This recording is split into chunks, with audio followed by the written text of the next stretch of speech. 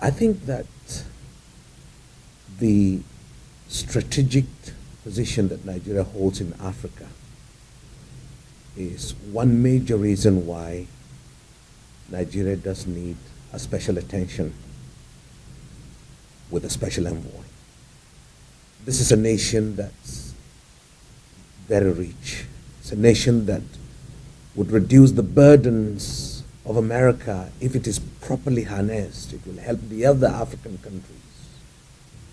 This is a nation with the largest number of intellectuals in Africa who are serving all over the world and doing excellently well. But it has been bedeviled, and over time, the structures of democracy that ought to strengthen the nation internally have been weakened. If you look at the geography of the killings from the beginnings of Boko Haram, and even before that, you would have noticed that the killings are systematic, they're deliberate, they're calculated, and those carrying out are well trained. Everybody knows that they are trained either by Al-Qaeda or by ISIS. Everybody knows that they are well armed. They kill soldiers, they kill security forces, they overrun villages, they overrun towns even, and control local governments. And it would seem that the government is unable to contain all of it. Let's give credit to President Buhari. His first year, he put in everything to push back the Boko Haram. But in the last 6 months, Boko Haram have come back, and have come back in style.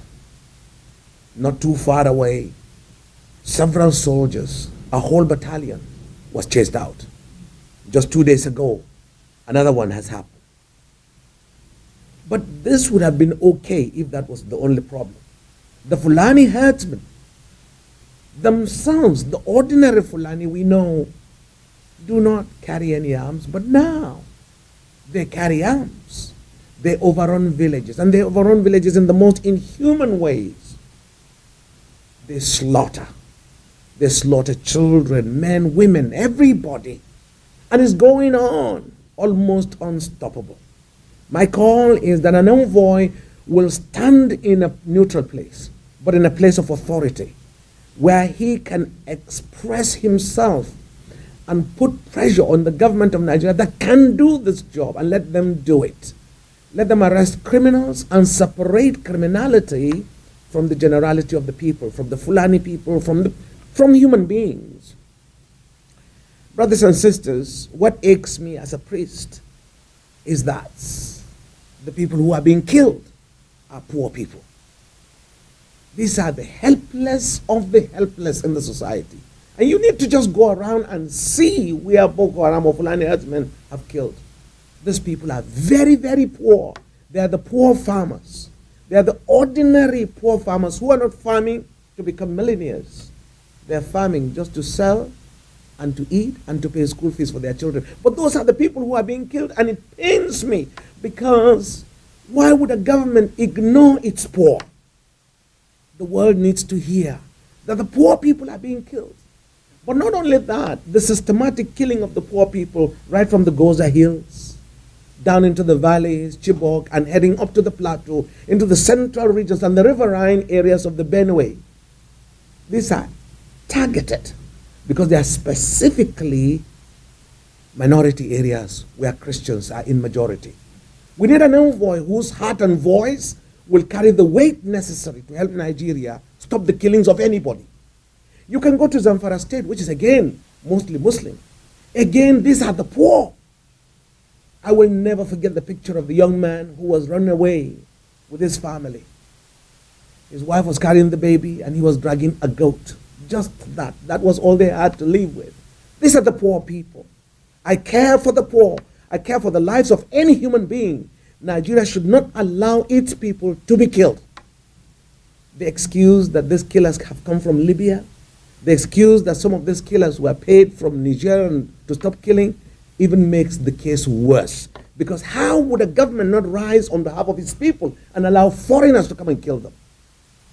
We are asking the kind-heartedness of the Americans, the energy, the care and concern for justice, that the democratic principles that America has held, which has spread to Nigeria, should also be strengthened in Nigeria. I will not end my heart in the way I talk without asking for two things. The first one, please, could the narrative that this is a herdsman and farmers clash, could that be changed?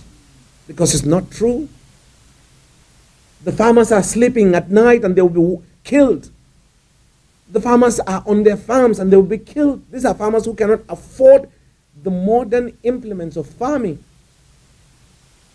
So how could they kill? How could they fight back? They're not fighting back. So it's not a clash. Because that narrative blinds the eyes of the international world to do nothing. Because they say it's a clash. It is not a clash. It is a systematic killing and wiping away of villages. Because when they do, they also stay in the villages and release their cows to destroy the produce of the farms. There are pictures and videos to prove this case.